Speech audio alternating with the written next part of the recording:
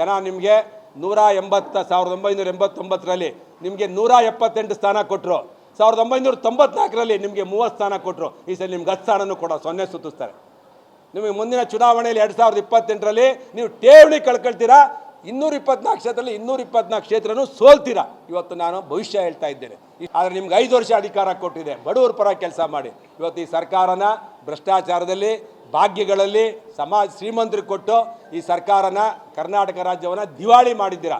ಜನ ನಿಮಗೆ 1989ರಲ್ಲಿ ನಿಮಗೆ 178 ಸ್ಥಾನ ಕೊಟ್ಟರು. 1994ರಲ್ಲಿ ನಿಮಗೆ 30 ಸ್ಥಾನ ಕೊಟ್ಟರು. ಈ ಸಲ ನಿಮ್ಗೆ 10 ಸ್ಥಾನನೂ ಕೂಡ 0 ಸುತ್ತಿಸ್ತಾರೆ. ನಿಮಗೆ ಮುಂದಿನ ಚುನಾವಣೆಯಲ್ಲಿ 2028ರಲ್ಲಿ ನೀವು ಠೇವಣಿ ಕಳ್ಕೊಳ್ತೀರಾ. 224 ಕ್ಷೇತ್ರದಲ್ಲಿ 224 ಕ್ಷೇತ್ರನೂ ಸೋಲ್ತೀರಾ. ಇವತ್ತು ನಾನು ಭವಿಷ್ಯ ಹೇಳ್ತಾ ಇದ್ದೇನೆ.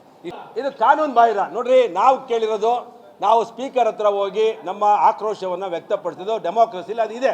ನಾನು ಹೇಳಿದ್ನಲ್ಲ, ಧರ್ಮೇಗೌಡರನ್ನ ಸ್ಪೀಕರ್ ಚೇರಿಗೆ ಎತ್ಕೊಂಬಂದು ಕುಕ್ಕಿದ್ರು. ಅವತ್ತು ಯಾರೂ ಒಬ್ಬರನ್ನು ಸಸ್ಪೆಂಡ್ ಮಾಡಲಿಲ್ಲ ಸ್ಪೀಕರ್ ಅವರು. ಅವತ್ತು BJP ಏನೇ ಇತ್ತಲ್ಲಿ, ಕಾಂಗ್ರೆಸ್ನವ್ರು ಎತ್ಕೊಂಬಂದು ಅವ್ರನ್ನ ಕುಕ್ಕಿದ್ರು. ಸಿದ್ದರಾಮಯ್ಯನವರು ನಮ್ಮ 2008ರಲ್ಲಿ ನಾನೇ ಕಣ್ಣಿಂದ ನೋಡಿದೆ ಸಿದ್ದರಾಮಯ್ಯನವರು ಡೋರ್ ಒದ್ದಿರೋದನ್ನ. ಮಾನ್ಯ ಮುಖ್ಯಮಂತ್ರಿಗಳಾಗಿದ್ದಂಥ ಸಿದ್ದರಾಮಯ್ಯನವರು ಅವತ್ತು ತೊಡೆ ತಟ್ಟಿ ಡೋರ್ನ ಒದ್ದಿದ್ದು ನಾನು ಕಣ್ಣಿಂದ ನೋಡಿದ್ದೇನೆ. ಇಷ್ಟೆಲ್ಲ ಆದರೂ ಅವರು ಸಸ್ಪೆಂಡು ಮಾಡಲಿಲ್ಲ. ಯಾಕ್ರಿ ಇವತ್ತು ನಿಮಗೆ ದ್ವೇಷ? ಸಿದ್ದರಾಮಯ್ಯನವರೇ, ನಿಮ್ಮ ಕೃಪಾಪೋಷಿತ ನಾಟಕ ಮಂಡಳಿ ಬಹಳ ದಿನ ನಡೆಯಲ್ಲ. ನಾನು ವಿನಂತಿ ಮಾಡ್ತೇನೆ, ಡೆಮೋಕ್ರೆಟಿಕ್ ಸೆಟಪ್ಪಲ್ಲಿ ಫೈಟ್ ಅನ್ನೋದು, ಪ್ರತಿಭಟನೆ ಮಾಡೋದು, ಹೋರಾಟ ಮಾಡೋದು, ಸ್ಪೀಕರ್ ಮುಂದೆ ಬಾವಿಲಿ ಕೂತ್ಕೊಂಡು ಹೋರಾಟ ಮಾಡೋದು, ಇದು ನಡ್ಕೊಂಬಂದಿದೆ. ಕರ್ನಾಟಕ ರಾಜ್ಯದ 78 ಸ್ವಾತಂತ್ರ್ಯ ಬಂದಾಲಿದೆ, ನಡ್ಕೊಂಬಂದಿದೆ. ಇವತ್ತೇನು ಹೊಸದಾಗಿ ನಡೀತಿಲ್ವಲ್ಲ, ನೀವು ಮಾಡಿರೋದನ್ನು ನಾವು ಮಾಡಿದ್ದೇವೆ. ಪತ್ರಿಕಾ ಸ್ನೇಹಿತರಿಗೆ, ಇವತ್ತಿನ ಪತ್ರಿಕಾಗೋಷ್ಠಿಗೆ ತಮಗೆಲ್ರಿಗೂ ಸ್ವಾಗತ ಬಯಸ್ತೇನೆ. ಮತ್ತು ಪ್ರಭಾಕರ, ಅಲ್ಲಿ ಗಲಾಟೆ ಮಾಡಬೇಡ ಅಂತ ಹೇಳಪ್ಪ ಅಲ್ಲಿ ಹೋಟ್ಲವ್ರಿಗೆ. ಇವತ್ತಿನ ಪತ್ರಿಕಾಗೋಷ್ಠಿಯಲ್ಲಿ ನಗರ ಶಾಸಕರಾದಂಥ ಜ್ಯೋತಿ ಗಣೇಶ್ ಅವರಿದ್ದಾರೆ, ಮಾಜಿ ಜಿಲ್ಲಾ ಪಂಚಾಯತಿ ಸದಸ್ಯರಾದಂಥ ಶಿವಕುಮಾರ್ ಅವರಿದ್ದಾರೆ, ನಮ್ಮ ಭಾರತೀಯ ಜನತಾ ಪಕ್ಷದ ಜಿಲ್ಲಾ ಕಾರ್ಯದರ್ಶಿಗಳಾದಂಥ ಸಿದ್ದೇಗೌಡರಿದ್ದಾರೆ, ತುಮಕೂರು ಗ್ರಾಮಾಂತರ ವಿಧಾನಸಭಾ ಕ್ಷೇತ್ರದ ತಾಲೂಕು ಘಟಕದ ಅಧ್ಯಕ್ಷರಾದಂಥ ರಾಜಶೇಖರ್ ಅವರಿದ್ದಾರೆ, ಜಿಲ್ಲಾ ಮಹಿಳಾ ಮೋರ್ಚಾ ಅಧ್ಯಕ್ಷರಾದಂಥ ಸುಮಿತ್ರಮ್ಮ ಅವರಿದ್ದಾರೆ, ST ಮೋರ್ಚಾ ಜಿಲ್ಲಾ ಅಧ್ಯಕ್ಷರಾಗಿದ್ದಂಥವರು ನಮ್ಮ ಭಾರತೀಯ ಜನತಾ ಪಕ್ಷದ ಜಿಲ್ಲಾ ಉಪಾಧ್ಯಕ್ಷರಾದಂಥ ವಿಜಯಕುಮಾರ್, ಜಿಲ್ಲಾ ಕಾರ್ಯದರ್ಶಿಯಾದಂಥ ವಿಜಯಕುಮಾರ್ ಅವರಿದ್ದಾರೆ, SC ಮೋರ್ಚಾ ಜಿಲ್ಲಾ ಅಧ್ಯಕ್ಷರಾದಂಥ ಆಂಜನಪ್ಪನವರಿದ್ದಾರೆ, ಶಿವರಾಜ್ ಅವರಿದ್ದಾರೆ, ಪ್ರಭಾಕರ್ ಅವರಿದ್ದಾರೆ. ಎಲ್ರಿಗೂ ಸ್ವಾಗತ ಬಯಸ್ತೇನೆ. ವಿಶೇಷವಾಗಿ ಇವತ್ತು ಪತ್ರಿಕಾಗೋಷ್ಠಿ ಕರೆದಿದ್ದೇನಪ್ಪ ಅಂತ ಹೇಳಿದರೆ, ವಿಧಾನಸಭೆಯಲ್ಲಿ ನಡೆದಂಥ ಅಧಿವೇಶನದಲ್ಲಿ 2 ಭಾಳ ಪ್ರಮುಖ ವಿಷಯಗಳನ್ನು ನಿಮ್ಮ ಮುಂದೆ ಹೇಳೋದಕ್ಕೆ ನಾನು ಕರೆದಿದ್ದೇನೆ. ವಿಧಾನಸಭಾ ಅಧಿವೇಶನದಲ್ಲಿ ತುಮಕೂರು ಜಿಲ್ಲೆಗೆ ಸಂಬಂಧಪಟ್ಟಂತೆ ನಮ್ಮ ಗೌರವಾನ್ವಿತ ಹಿರಿಯ ರಾಜಕಾರಣಿಗಳಾದಂಥ KN ರಾಜಣ್ಣ ಸಾಹೇಬರು ಒಂದು ಆರೋಪವನ್ನು ಸದನದಲ್ಲಿ ಮಾಡ್ತಾರೆ. ಅವರು ತುಮಕೂರು ಜಿಲ್ಲೆಯ ಹಿರಿಯ ರಾಜಕಾರಣಿಗಳು ಹೌದು, ಸಚಿವರು ಕೂಡ ಹೌದು. ಅವರು ಒಂದು ಅಸೆಂಬ್ಲಿಯಲ್ಲಿ ನಿಂತು ನನ್ನ ಮೇಲೆ ಹನಿ ಟ್ರ್ಯಾಪ್ ಆಗುವಂಥ ಪ್ರಯತ್ನ ಆಗಿತ್ತು 2 ಬಾರಿ ಅಂತೇಳಿ, ಸುಮಾರು 3 ತಿಂಗಳಿಂದ ನಡೆದಿತ್ತು. ಇದ್ರ ಬಗ್ಗೆ ತನಿಖೆ ಆಗಬೇಕು ಅಂತೇಳಿ ವಿಧಾನಸೌಧದಲ್ಲಿ ಎಲ್ಲರ 224 ಶಾಸಕರ ಎದುರುಗಡೆ ಒಂದು ಆರೋಪವನ್ನು ಮಾಡ್ತಾರೆ. ಒಂದು ರಾಜ್ಯ ಸರ್ಕಾರದ ಸಚಿವರಾಗಿರುವಂಥವ್ರ ಪರಿಸ್ಥಿತಿ,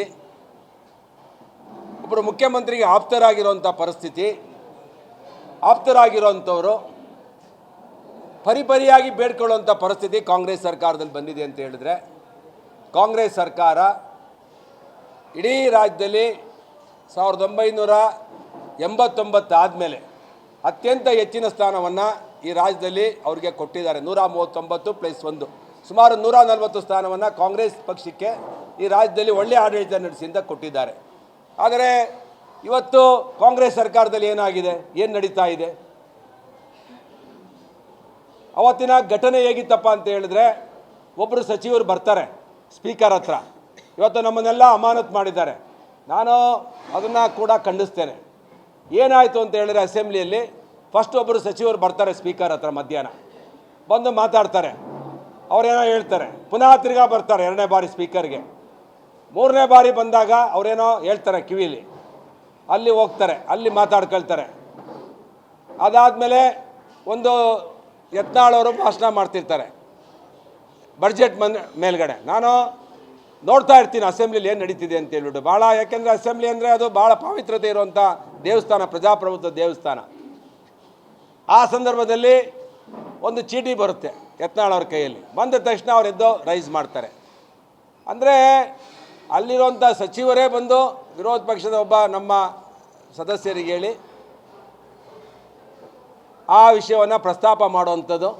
ಆ ಪ್ರಸ್ತಾಪ ಮಾಡಿದಂಥ ಸಂದರ್ಭದಲ್ಲಿ ಸ್ಪೀಕರ್ ಅವರು ಒಂದು ರೂಲಿಂಗ್ ಪಾರ್ಟಿಯಲ್ಲಿ ಇರುವಂಥ ಒಬ್ಬ ಸಚಿವರು, ಅವರಿಗೆ ಮುಖ್ಯಮಂತ್ರಿಗಳಿರ್ತಾರೆ, ಕ್ಯಾಬಿನೆಟ್ ಇರುತ್ತೆ, ತನಗಾಗಿರೋವಂಥದ್ದನ್ನು ಹೇಳೋದಕ್ಕೆ ಸರ್ಕಾರ ಇರುತ್ತೆ, ಹೋಮ್ ಮಿನಿಸ್ಟರ್ ಇರ್ತಾರೆ, ಅವ್ರದ್ದೇ ಸರ್ಕಾರ, ಅಲ್ಲಿ ಹೇಳಿ ಅದನ್ನು ಬಗೆಹರಿಸ್ಕೋಬೋದಾಯಿತು. ಆದರೆ ಮುಖ್ಯಮಂತ್ರಿಗಳು ಕೂಡ ರಾಜಣ್ಣವ್ರ ರಕ್ಷಣೆಗೆ ಬಂದಿಲ್ಲ ಅನ್ನೋದನ್ನು ಮೇಲ್ನೋಟಕ್ಕೆ ಇದು ಕಾಣುತ್ತೆ. ಯಾಕೆಂದರೆ ಇವತ್ತು ಏನಾದರೂ ಹನಿ ಟ್ರ್ಯಾಪ್ ಮತ್ತೊಂದು ಇವತ್ತು ರಾಜಣ್ಣವ್ರಿಗೆ ಕಷ್ಟ ಬಂದಿದೆ ಅಂತ ಹೇಳಿದರೆ ಬಿಕಾಸ್ ಆಫ್ ಸಿದ್ದರಾಮಯ್ಯ. ಯಾಕೆಂದರೆ ಎಲ್ಲ ಸಂದರ್ಭದಲ್ಲೂ ಸಿದ್ದರಾಮಯ್ಯನವ್ರು ರಕ್ಷಣೆ ಮಾಡ್ತಿದ್ರು. ಇವರೇ 5 ವರ್ಷ ಕಂಟಿನ್ಯೂ ಆಗ್ತಾರೆ. ಬಡ್ಜೆಟ್ಟು ಮುಗಿದ ಮೇಲೆ ಖರ್ಗೆಯವರು, ಡಿ ಕೆ ಶಿವಕುಮಾರ್ ಅವರು ಮತ್ತು ಸಿದ್ದರಾಮಯ್ಯನವರು ಹೀಗೆ ಹೋಗಬೇಕು, ಹೀಗೆ ಹೋಗಬಾರ್ದು ಅಂತ ಹೇಳಿದ ಮೇಲೂ ರಾಜಣ್ಣವ್ರು ಹೇಳ್ತಾರೆ ಸಿದ್ದರಾಮಯ್ಯನವರು ಇನ್ನೂ 2 ಬಡ್ಜೆಟ್ಗಳನ್ನು ಮಂಡಿಸ್ತಾರೆ. 16 ಮಂಡಿಸಾಯಿತು, 17 ಮಂಡಿಸ್ತಾರೆ, 18 ಮಂಡಿಸ್ತಾರೆ ಅಂತ ಹೇಳ್ತಾರೆ. ಅಂದರೆ ಯಾವ ಹೈಕಮಾಂಡ್ಗೂ ಕಚ್ಚೆ ಕಡ್ದಲೆ, ಲಗಾಮ್ಗೂ ಎದುರದಲೆ ರಾಜಣ್ಣವರು ಧೈರ್ಯವಾಗಿ ಹೈಕಮಾಂಡನ್ನು ಎದುರಿಸಿ ಮಾತಾಡ್ತಾರೆ, AICC ಅಧ್ಯಕ್ಷರು ಹೇಳಿದ ಮೇಲೂ. ಅಂದರೆ ಇವೆಲ್ಲ ಕಾರಣಗಳು ರಾಜಣ್ಣವ್ರಿಗೆ ಬಂದು ತಗಲಾಕೊಂಡಿದೆ. ನಾನಿವತ್ತು ಇಲ್ಲಿ ಹೋಮ್ ಮಿನಿಸ್ಟ್ರು ಇದ್ದಾರೆ, ನಮ್ಮ ಗೌರವಾನ್ವಿತ ಪರಮೇಶ್ ಸಾಹೇಬರು ಇದ್ದಾರೆ.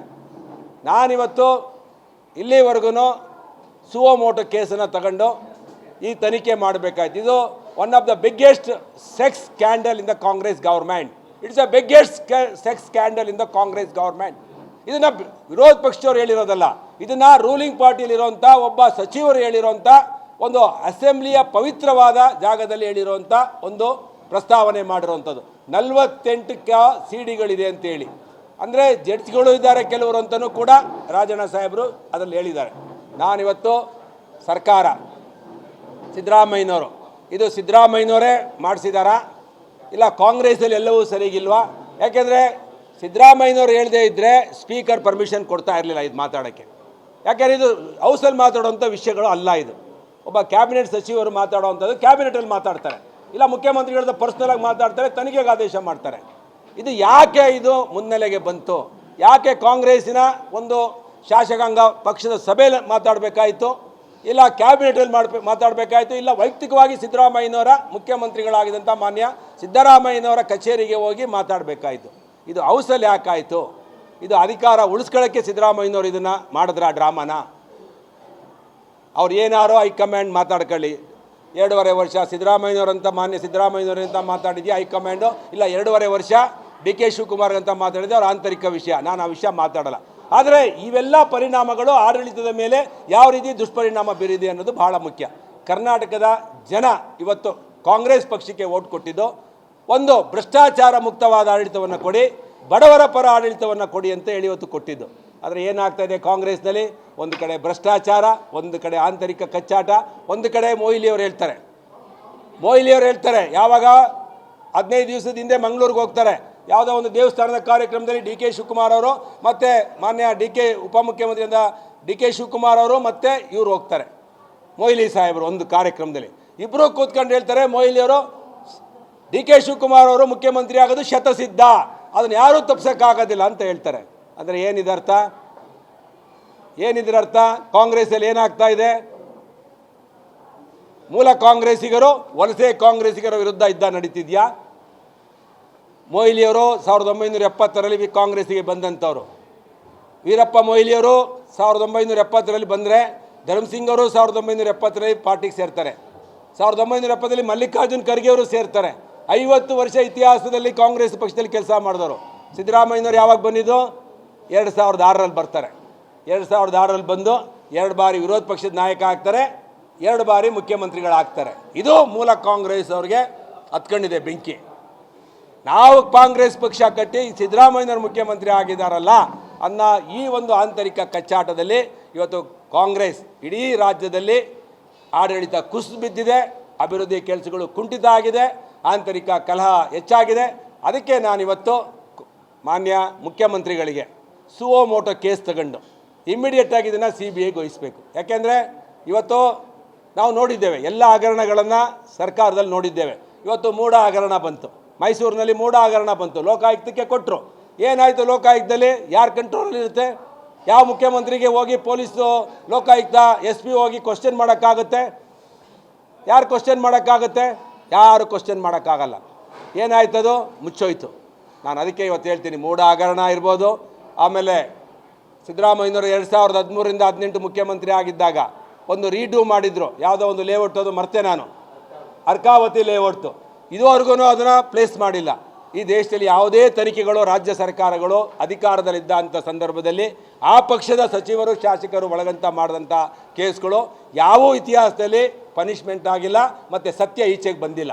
ಅದಕ್ಕೆ ಐ ಡಿಮ್ಯಾಂಡ್ ಜುಡಿಷಿಯಲ್ ಎನ್ಕ್ವೈರಿ, ಅಂದರೆ ಒಬ್ಬ ನ್ಯಾಯಾಧೀಶರನ್ನು, ಹೈಕೋರ್ಟಿನ ನಿವೃತ್ತ ನ್ಯಾಯಾಧೀಶರಲ್ಲ, ಪ್ರೆಸಿಡೆಂಟ್ ಯಾರು ಜಡ್ಜ್ ಇದ್ದಾರೆ, ಅದು ಜಡ್ಜ್ ಮೇಲೂ ಆರೋಪ ಬಂದಿರೋದ್ರಿಂದ ನ್ಯಾಯಾಧೀಶರನ್ನು ಒಬ್ಬರನ್ನ ನೇಮಕ ಮಾಡಿ ಅದರಿಂದ ಇದನ್ನು ತನಿಖೆ ಮಾಡಿಸಬೇಕು. ಸರ್ಕಾರಕ್ಕೆ ಏನಾದರೂ ಅಸೆಂಬ್ಲಿಯಲ್ಲಿ ಈ ವಿಷಯನ ಪ್ರಸ್ತಾಪ ಮಾಡಿ, ಇಷ್ಟು ದೊಡ್ಡ ಇಶ್ಯೂ ಆಗಿರೋದ್ರಿಂದ ಸುಮಾರು 18 ಜನ ಶಾಸಕರು ನಾವು ಇವತ್ತು ನಮ್ಮನ್ನು ಅಮಾನತ್ ಮಾಡಿದ್ದಾರೆ. ಅದರಿಂದ ನಾವು we demands Congress side to make a judicial enquiry sitting judge or CBI. ನಾನು ಗೌರವಾನ್ವಿತ ರಾಜಣ್ಣವ್ರ ಮೇಲೆ ಗೌರವ ಇದೆ, ಅವ್ರ ಮರ್ಯಾದೆ ಉಳಿಬೇಕು. ಅವ್ರಿಗೆ ಈ ಥರ ಆಗಬಾರ್ದಾಯಿತು. ನಮ್ಮ ಜಿಲ್ಲೆಯಲ್ಲಿ ಅವರು ಸುಮಾರು 50 ವರ್ಷ ಯಾವುದೇ ಕಪ್ಪು ಚುಕ್ಕೆ ಇಲ್ಲದೆ ರಾಜಕಾರಣ ಮಾಡಿದ್ದಾರೆ. ಅಂಥವ್ರ ಮೇಲೆ ಇದು ಆರೋಪ ಬಂದಿರೋದ್ರಿಂದ ನಮ್ಮ ಜಿಲ್ಲೆಗಿದು ಅವಮಾನ ಆಗಿದೆ, ಅದು ಹೋಮ್ ಮಿನಿಸ್ಟ್ರ್ ಜೊತೆಲಿ ಇಟ್ಕೊಂಡು.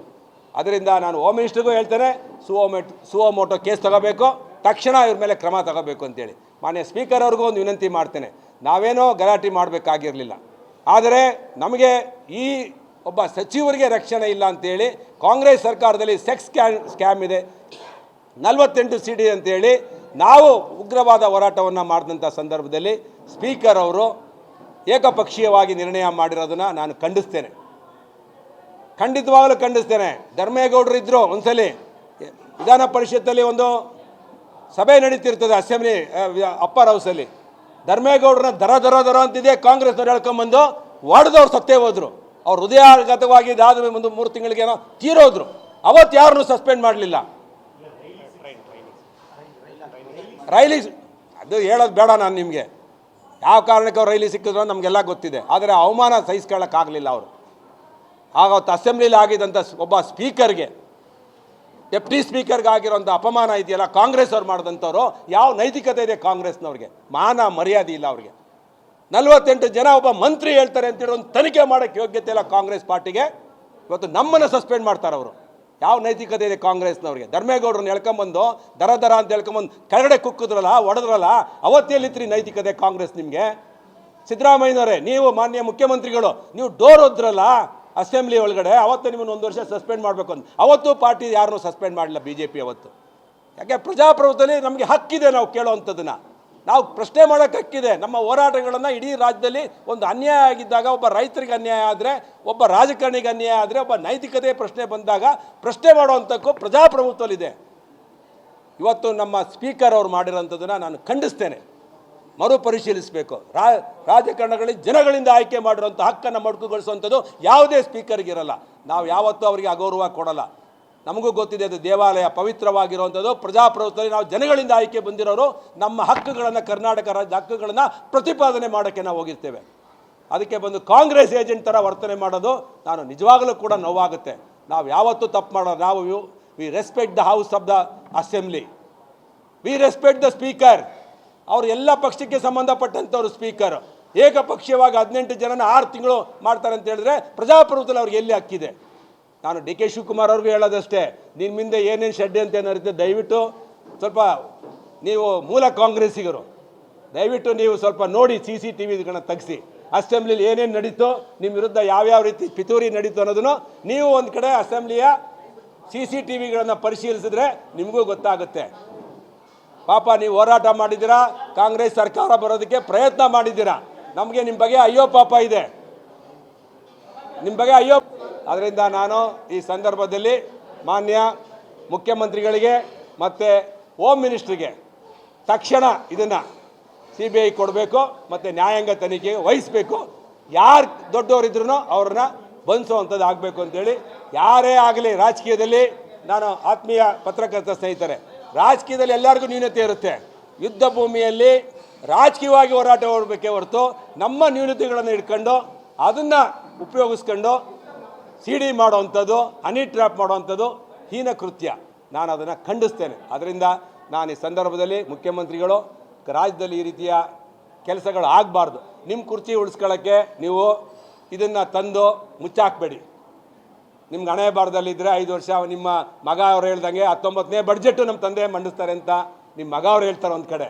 ನಿಮ್ಮ ಕಡೆ ಖರ್ಗೆ ಅವ್ರು ಹೇಳಿದ್ಮೇಲೆ, ಖರ್ಗೆ ಸಾಹೇಬ್ರು ಹೇಳಿದ್ಮೇಲೆ ನಮ್ಮ KN ರಾಜಣ್ಣವರು ಹೇಳ್ತಾರೆ, ಸಿದ್ದರಾಮಯ್ಯನವರು 17ನೇ ಬಡ್ಜೆಟು 2 ಬಡ್ಜೆಟ್ ಅವರೇ ಮಂಡಿಸ್ತಾರೆ. ಯತೀಂದ್ರ ಹೇಳ್ತಾರೆ ನೀವು 18 ಮಾಡಿ 19 ಮಾಡಿ, ರಾಜ್ಯದ ಜನ ಅವಕಾಶ ಕೊಟ್ಟರೆ 21 ಮಾಡಿ, ಅದು ನಿಮ್ಮ ಹಣೆ ಬರ. ಆದರೆ ನಿಮ್ಗೆ 5 ವರ್ಷ ಅಧಿಕಾರ ಕೊಟ್ಟಿದೆ, ಬಡವ್ರ ಪರ ಕೆಲಸ ಮಾಡಿ. ಇವತ್ತು ಈ ಸರ್ಕಾರನ ಭ್ರಷ್ಟಾಚಾರದಲ್ಲಿ, ಭಾಗ್ಯಗಳಲ್ಲಿ ಶ್ರೀಮಂತರಿಗೆ ಕೊಟ್ಟು ಈ ಸರ್ಕಾರನ, ಕರ್ನಾಟಕ ರಾಜ್ಯವನ್ನು ದಿವಾಳಿ ಮಾಡಿದ್ದೀರಾ. ಜನ ನಿಮಗೆ 1989ರಲ್ಲಿ ನಿಮಗೆ 178 ಸ್ಥಾನ ಕೊಟ್ಟರು. 1994ರಲ್ಲಿ ನಿಮಗೆ 30 ಸ್ಥಾನ ಕೊಟ್ಟರು. ಈ ಸಲ ನಿಮ್ಗೆ 10 ಸ್ಥಾನನೂ ಕೂಡ 0 ಸುತ್ತಿಸ್ತಾರೆ. ನಿಮಗೆ ಮುಂದಿನ ಚುನಾವಣೆಯಲ್ಲಿ 2028ರಲ್ಲಿ ನೀವು ಠೇವಣಿ ಕಳ್ಕೊಳ್ತೀರಾ. 224 ಕ್ಷೇತ್ರದಲ್ಲಿ 224 ಕ್ಷೇತ್ರನೂ ಸೋಲ್ತೀರಾ. ಇವತ್ತು ನಾನು ಭವಿಷ್ಯ ಹೇಳ್ತಾ ಇದ್ದೇನೆ. ಇಷ್ಟು ಹೇಳಿ ನನ್ನ ಪತ್ರಿಕಾಗೋಷ್ಠಿಯನ್ನು ಮುಗಿಸ್ತೇನೆ. ಧನ್ಯವಾದಗಳು ಎಲ್ರಿಗೂ. ನಮಸ್ಕಾರ. ಇದು ಕಾನೂನು ಬಾಹಿರ. ನೋಡ್ರಿ, ನಾವು ಕೇಳಿರೋದು, ನಾವು ಸ್ಪೀಕರ್ ಹತ್ರ ಹೋಗಿ ನಮ್ಮ ಆಕ್ರೋಶವನ್ನು ವ್ಯಕ್ತಪಡಿಸಿದ್ದು ಡೆಮೋಕ್ರಸಿಲಿ ಅದು ಇದೆ. ನಾನು ಹೇಳಿದ್ನಲ್ಲ, ಧರ್ಮೇಗೌಡರನ್ನ ಸ್ಪೀಕರ್ ಚೇರಿಂದ ಎತ್ಕೊಂಬಂದು ಕುಕ್ಕಿದ್ರು.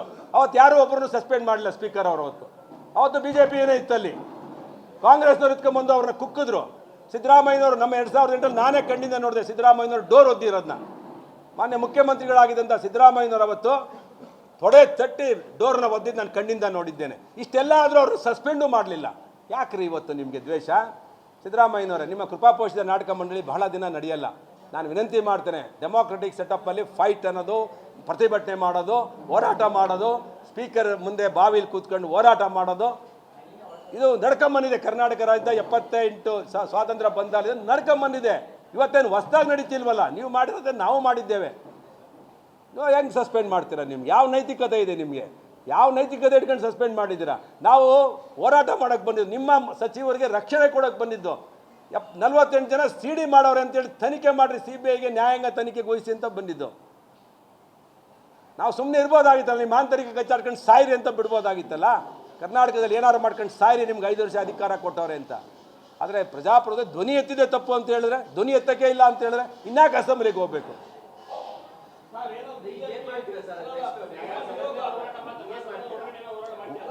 ಏನಾದ್ರು ಸ್ಪೀಕರ್ ಇದನ್ನು ವಾಪಸ್ ತಗೊಂಡಿಲ್ಲ ಅಂತ ಹೇಳಿದ್ರೆ ಇಡೀ ರಾಜ್ಯದಾದ್ಯಂತ ಕಾಂಗ್ರೆಸ್ ವಿರುದ್ಧ ಹೋರಾಟವನ್ನು ಹಮ್ಮಿಕೊಳ್ತೇವೆ. ಸ್ಪೀಕರ್ ಅವರಿಗೆ ವಿನಂತಿ ಮಾಡ್ತೇನೆ, ಪುನಃ ಮರುಪರಿಶೀಲನೆ ಮಾಡಿ.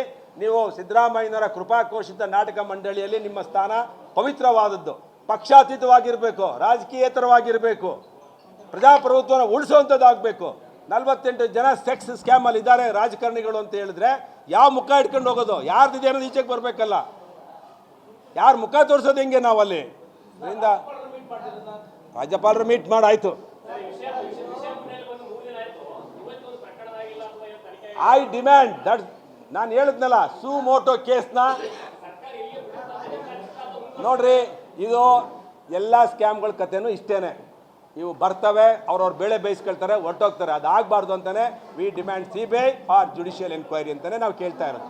ಇದು ಹೋರೋವರೆಗೂ ನಾವು ಹೋರಾಟ ಮಾಡ್ತೇವೆ, ಖಂಡಿತ ಮಾಡ್ತೇವೆ. ಧನ್ಯವಾದಗಳು.